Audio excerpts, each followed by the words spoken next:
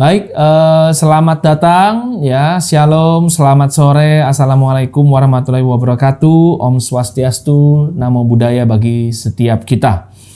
Bersama dengan saya saat ini, dengan Dr. Andre Hartanto, saya akan membagikan tentang program kehamilan, ya, bagaimana seputar tips-tips dan juga membahas tentang inseminasi dalam rahim.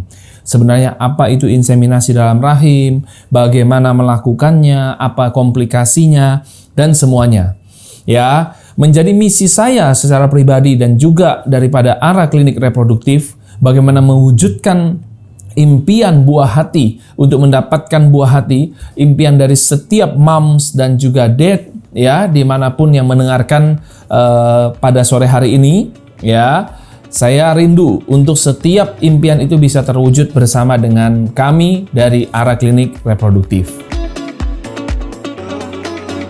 Ya, jadi merupakan salah satu prosedur untuk melakukan tindakan teknologi reproduksi, ya, atau merupakan salah satu tindakan teknologi reproduksi buatan atau berbantu, di mana memasukkan cairan yang sudah dianalisa sperma atau cairan yang sudah dipreparasi sperma, sehingga sperma yang sudah terbaik itu akan dimasukkan langsung ke dalam rahim.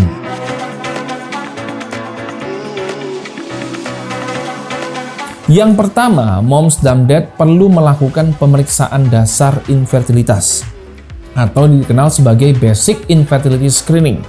Yang pertama adalah moms dan dad harus diperiksa daddy dulu, ya, atau calon daddy diperiksa secara umum, analisa sperma.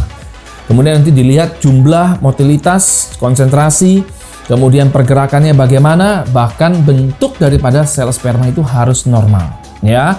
Kemudian yang kedua adalah kita akan lakukan pemeriksaan pada ibunya, moms, calon bunda, ya. Apa saja yang perlu dipersiapkan? Yang pertama adalah pemeriksaan panggul dengan melakukan USG transvaginal. Ya, USG transvaginal, ya, itu kita akan melihat dalamnya kondisi rahim seperti apa. Apakah antefleksi, apakah retrofleksi, ya. Nah, dari pemeriksaan panggul, pemeriksaan darah, pemeriksaan kromosom, pemeriksaan hormonal, ya, pemeriksaan kromosom ini perlu saya tambahi sedikit catatan apabila ada indikasi. Kalau tidak ada indikasi, yaitu merupakan bukan pemeriksaan rutin yang harus dilakukan pada pemeriksaan infertilitas dasar, ya.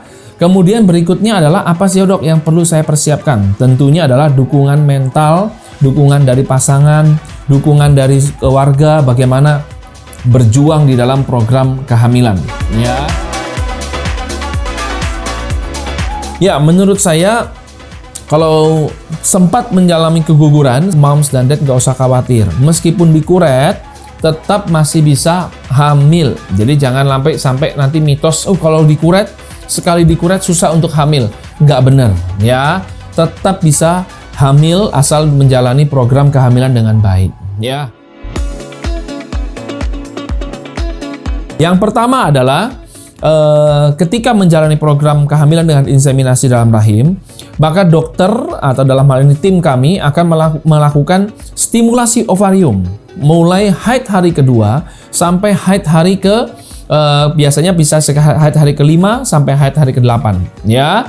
Dilakukan dengan suntikan daripada FSH, ya, atau suntikan memperbesar ukuran folikel sampai mencapai ovulasi. Paham ya?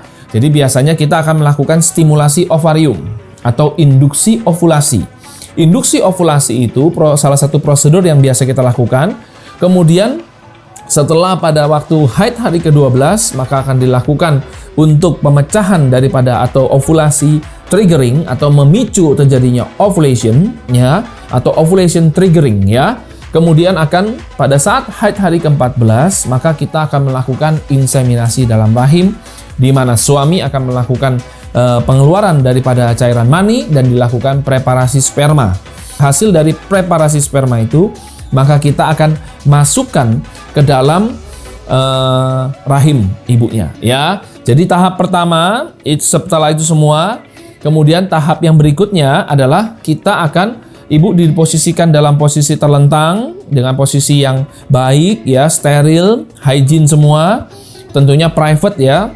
Kemudian kita akan melakukan pada saat ibu posisi itu, kemudian kita akan memasukkan spekulum, ya, masukkan spekulum untuk membuka liang, saya harus sebutkan liang vagina.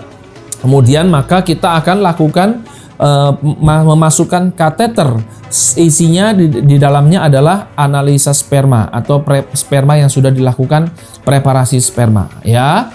Hasil daripada preparasi sperma ini akan dimasukkan langsung ke dalam rahim, ya. Setelah itu akan langsung masuk ke dalam tuba falopi atau mendekati tuba falopi.